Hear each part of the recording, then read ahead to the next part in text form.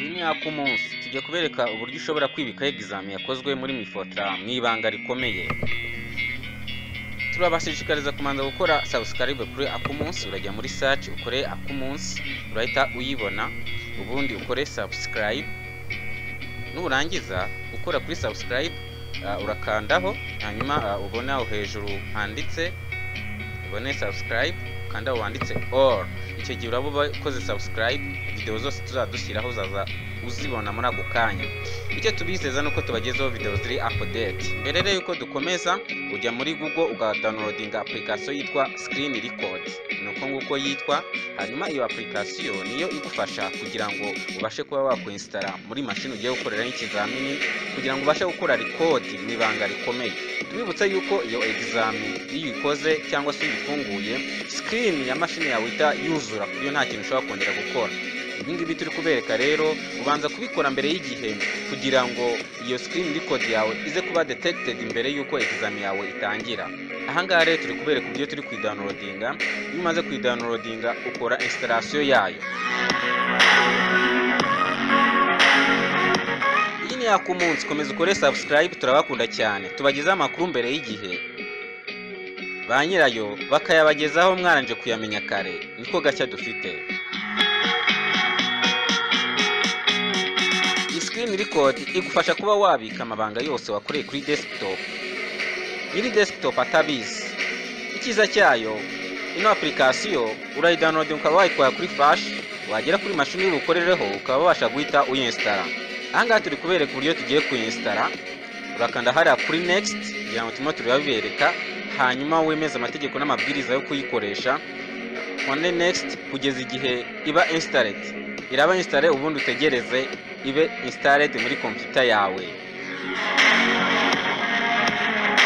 Iyi ni akumunsi, tubibutsa yuko ibingibi bikora mbere yuko ikizamini gitangira, kugira ngo nufungura exam ikaba full package cyangwa se ikaba full muri screen yawe, ntabwo ubasha kugira ikindi kintu ukora.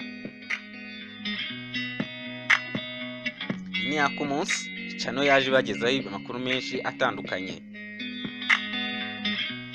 Turacyari kuinstalla ya application yacu yita Screen Record. Iyo umaze kuinstalla rero ujya kuri desktop, urabona uburyo ibisa, ibifite iriya icon imeze kuriya. Hanyuma urayifungura ugahita ujya muri Mifotra kuri rwaboga rwawe, noneho ugafungura icyo bita account cyangwa se ukaroginga in. Hari abagusaba gushyiramo email na password. Hanyuma numara kubishyiramo, tubibutse yuko ya application yacu ya Screen Record iba wayifunguye. Hari urakora login. Iyi ni akumunsi, urategereza numara gukora login urahita ujya kuri application. Hariya bitewe na connection ari bigenda gake, ariko urahita ujya ahanditse kuri app. Ni imyanya yose biriho, noneho urajya kuri my application, hariya murimo murahabona. Hanyuma uhita ujya ku mwanya wa applyinze ushaka kujya gukoraho ikizamini. Kandi kubera ko Rwanda TVET board program yari yapplyinzeho, hanyuma abona abakandida bose baba bari bwatendinga icyo kizamini. Iyi ni akumunsi, kora subscribe usangize n'abandi. Kubera ka application kacu murabona iyo waranje gufungura Mifotra, murabona ka icon uburyo kaba kameze ni kariya. Hanyuma uragafatwa gacengeza mu nguni ku buryo niyo supervisor yaza atabasha kubona yuko uri gukora screen record.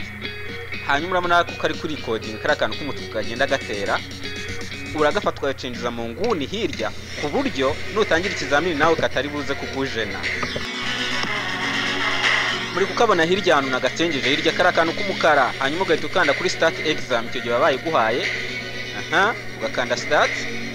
Murimo murabibona, yego. Hanyuma tableau yose iteba full screen, ariko ka kantu kawe kari code uri kukabona hirya ku ruhande. Ukuvuga ngo ushobora no gusupervisa ntabwo ushobora kumenya ko gahari. Hari n'ubundi buryo rero ushobora kugakoresha ko gakinza hirya neza ku buryo hasigara akantu k'umukara kari hasi, ku buryo wenda ushobora kugira ngo ni nka screen ya machine yaba yaramenetse. Icyo gihe rero ukora ikizamini cyawe utuje, ukirinda kugakora kuko iyo ugakozeho bitedectinga yuko ushaka gucitinga cyangwa se ugiye kurivinga exam.